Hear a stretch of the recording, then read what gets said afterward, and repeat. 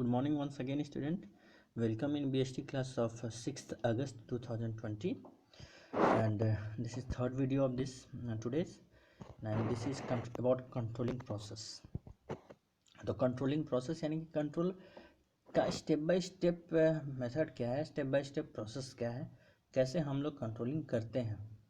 तो सबसे पहला जो इसमें आता है, इसमें ये पॉइंट्स दिए गए। नंबर 1 पॉइंट है सेटिंग परफॉर्मेंस स्टैंडर्ड। सबसे पहले भाई प्लानिंग का काम है ये कि हमें ये सोचना है कि किसी काम करने का स्टैंडर्ड क्या होगा, स्टैंडर्ड प्रोसीजर क्या होगा, या उसको हम लोग जो काम हमें अगर मान लो क्वांटिटेटिव है, क्वांटिटेटिव यानी कि अगर 1 2 3 4 5 यानी अंक के क्रम में अगर वो आता है तो उसको हम लोग डिजाइन सेट कर देना कि भाई हाँ, जैसे कि मान लो कि हमें 10 बच्चों को मिल गया है, 10 बच्चों का बताना है कि इसको स्प्रिंट कराना है 100 मीटर रेस का। तो पहले हम सबका स्टैंडर्ड सेट करेंगे कि भाई कि 14 सेकंड में सबको पहले 100 मीटर क्रॉस करना है। तो जो उसमें आएगा तो उसको लेंगे। फिर अगर उसमें स्टैंडर्ड सेट करेंगे 12 सेकंड का करते हैं उसको घटा के, तो फिर उसमें जो आएगा, तो इस तरह से हम लोग आगे बढ़ के हम लोग कर सकते हैं। तो यही होता है क्वांटिटेटिव, मतलब उसको पहले एक स्टैंडर्ड सेट कर देना ताकि सब कोई उसको पूरा कर सके। सबसे पहले ये चेक करना कि हाँ, कि कोई भी मिनिमम लेवल का जो एम्प्लॉय होगा वो उसको पूरा कर सके, उस काम को कर सके। तो वो है कि सेटिंग ऑफ स्टैंडर्ड्स। देन आता है मेजरमेंट, यानी क्वांटिटेटिव पॉइंट में उसको मेजर करना कि भाई साहब जो भी एम्प्लॉय उसका दक्षता, उसका इफिशिएंसी कितना है, ओके, उसको मेजर करना ना। थर्ड जो है कंपैरिजन, जो उसका मेजरमेंट आया है पॉइंट नंबर 2 में, उसको स्टैंडर्ड से ये परफॉर्म को कंपेयर करना कि ये स्टैंडर्ड के साथ सही है या नहीं है। पॉइंट नंबर 4 उसका एनालिसिस डेविएशन। मान लो कि 50 यूनिट रखे हैं प्रोडक्शन के लिए, 50 यूनिट रखे हैं और कोई 55 यूनिट बना रहा है और कोई 45 यूनिट बना रहा है या 47 यूनिट बना रहा है, तो 3 माइनस डेविएशन हुआ और उसका +5 डेविएशन हो गया।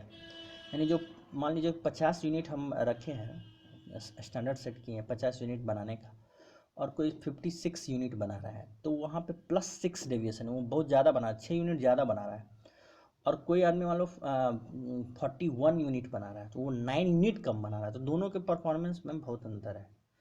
तो ये चीज़ को कंपेयर करना कि एनालिसिस, उसका डेविएशन जो हो रहा है उसको एनालिसिस करना कि क्यों हो रहा है, कैसे हो रहा है, इस आदमी का एक्चुअल परफॉर्मेंस क्या है, देन उसको करेक्टिव करना, उसको सही करना।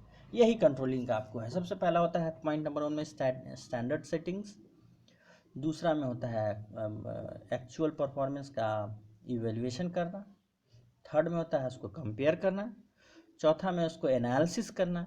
जब तक हम एनालिसिस नहीं करेंगे उसका, तब तक हम पांचवा करेक्टिव एक्शन नहीं ले सकते हैं।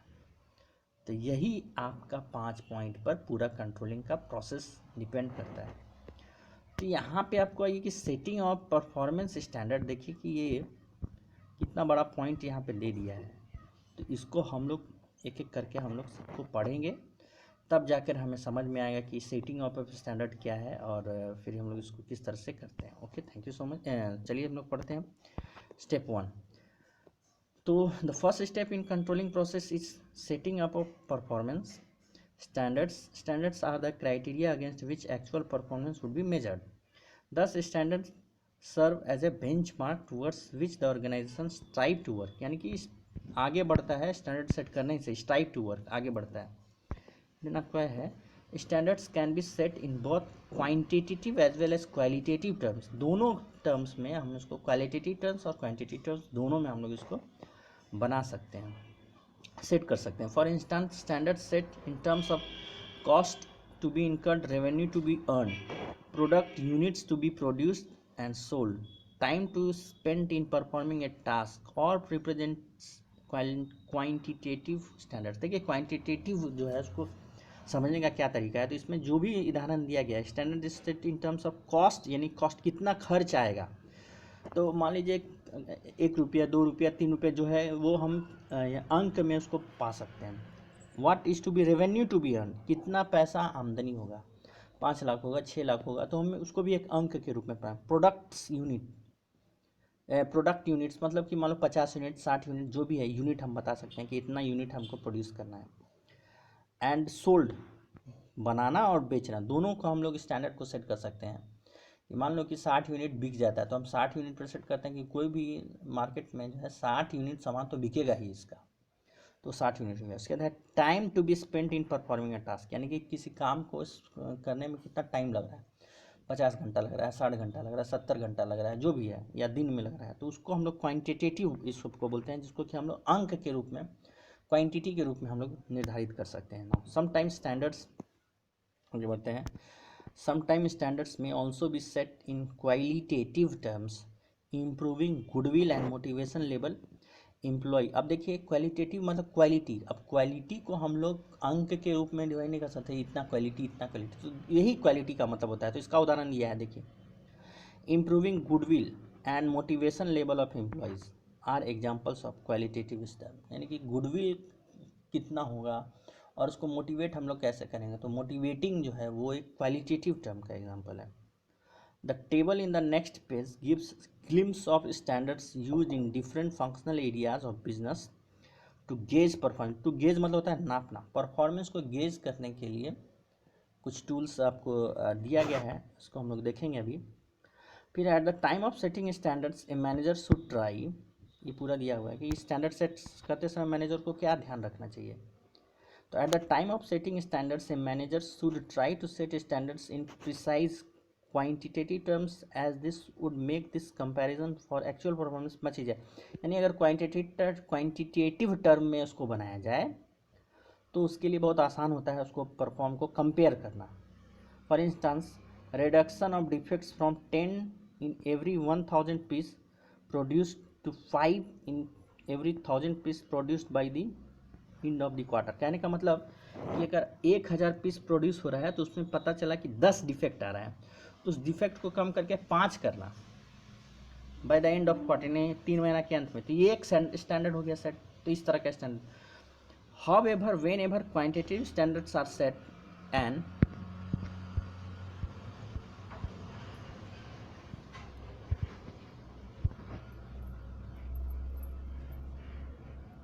N effort must be made to define them, है ना, यानी उसको डिफाइन करने के लिए एक एफर्ट लगाना चाहिए। In a manner that would make their measurement easier. For instance for improving customer satisfaction in fast food chain, having self service standards can be set in terms of time taken by a customer to wait for a table, time taken him to place the order and time taken to collect the order. ये एक case study हुआ था America में ही।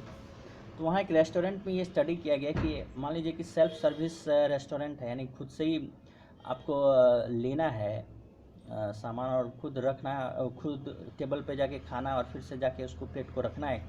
तो उसमें time कितना लगता है सेल्फ सर्विस करने में, ऑर्डर प्लेस करने के बाद उसको कितना देर वेट करना पड़ता है। तो ये चीज़ का स्टैंडर्ड को बनाया गया कि एक कस्टमर को मान लो कि 5 मिनट वेट करना पड़ा, दूसरे को 6 मिनट 7 मिनट। तो हर तरह का प्रोडक्ट खाने का जो ऑर्डर दे रहा है तो उस तरह से उसको कितना वेट करना, तो उस तरह से उसको मेजरमेंट करने के लिए हर चीज़ में ये देखा जाता है कि उसको अगर क्वांटिटेटिव टर्म में रखा जाए तो वो ईजी होगा।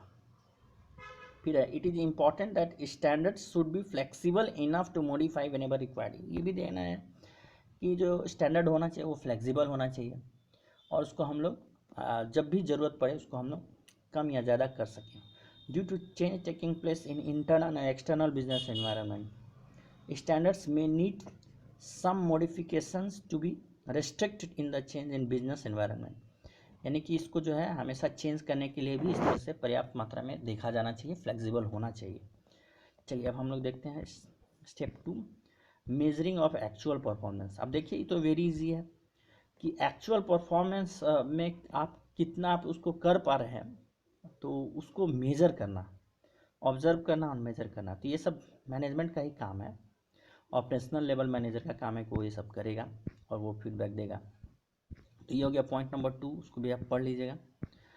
अब आइए, ये देखिए बहुत बड़ा है, ठीक है, तो इसको आप देखिए, लेकिन इसका यही है कि इसको हम लोग एक्चुअल मेजरमेंट करना है कि उसका काम जो है वो किस तरह से हो रहा है। और मेजरमेंट परफॉर्मेंस जो है वो डिफरेंट एरियाज में डिफरेंट होता है। जैसे कि यहाँ पे आपको इस पैराग्राफ में देखिए लिखा हुआ है, measurement of performance of an employee may require preparation of performance report by this superior.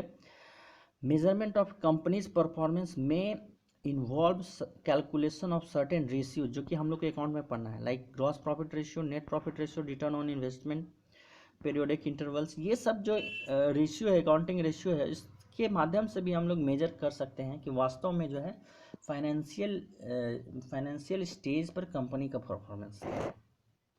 तो ये हो गया आपको मेजरमेंट ऑफ ये actual performance. This is the table जो वहाँ पे लिखा हुआ था, स्टैंडर्ड्स को हम लोग क्या होता है, कैसे हम लोग सेट करते हैं। देखिए यहाँ कुछ एग्जांपल लिखा हुआ है। Standard use in functional area to gauge performance, यानी गेज मतलब नापने के लिए, परफॉर्मेंस को नापने के लिए क्या क्या स्टैंडर्ड होता है वो यहाँ पे दिया गया। तो प्रोडक्शन में देखिए जनरली दिया गया है, प्रोडक्शन में आपको दिया गया है quantity, cost, individual job performance, इतना चीज़ को नापा जाता है प्रोडक्शन एरिया में। मार्केटिंग एरिया में सेल्स वॉल्यूम, सेल्स एक्सपेंसेस को, advertising expenditure, individual and sales persons performance, इसको नापा जाता है। ह्यूमन रिसोर्स में labour relations, labour turnover and labour absenteeism, यानी लेबर कितना एब्सेंट कर रहा है, लेबर के साथ रिलेशन क्या है, लेबर का टर्नओवर कितना, लोग लेबर कितना ज़्यादा आपके ऑर्गेनाइजेशन में काम करता है और कितना छोड़ के जा रहा है, ये सब का भी आपको इसमें गेज यानी कि नापना पड़ेगा।